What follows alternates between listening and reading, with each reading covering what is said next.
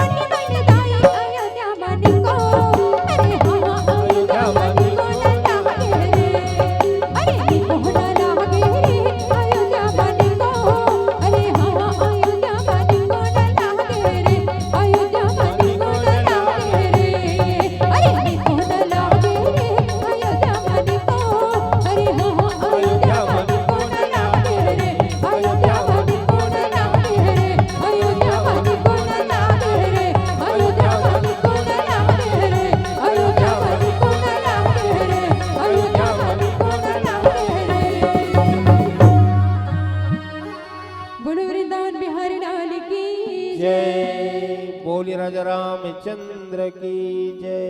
Jai Shri Ram.